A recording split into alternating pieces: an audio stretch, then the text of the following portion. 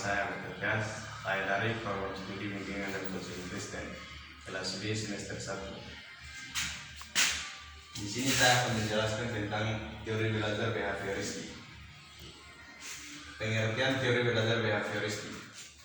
Teori belajar behavioristik adalah teori belajar yang mengedepankan perubahan perilaku peserta didik sebagai hasil proses pembelajaran.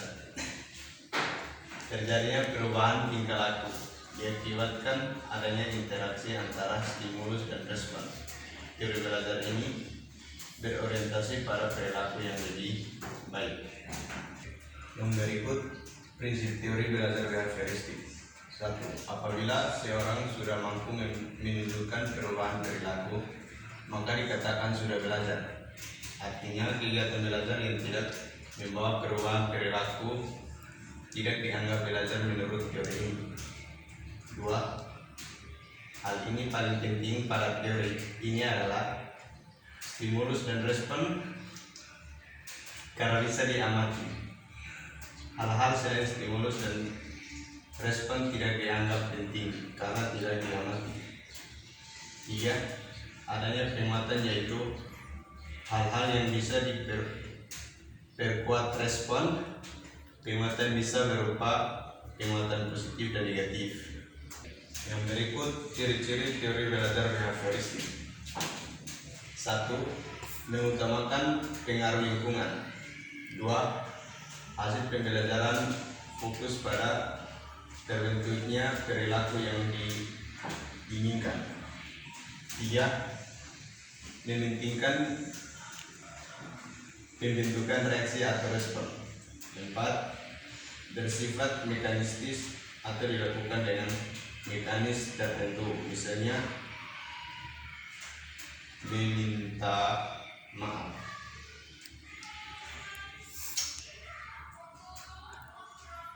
Menganggap latihan itu adalah hal yang penting dalam proses pembelajaran.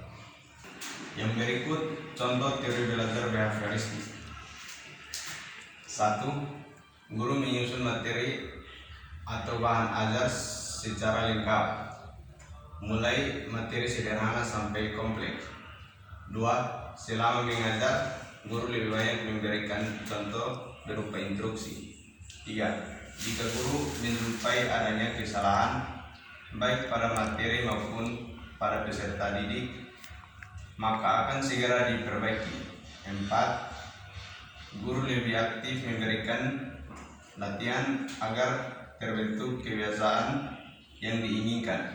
5. Guru memberikan evaluasi berdasarkan perilaku yang terlihat. 6.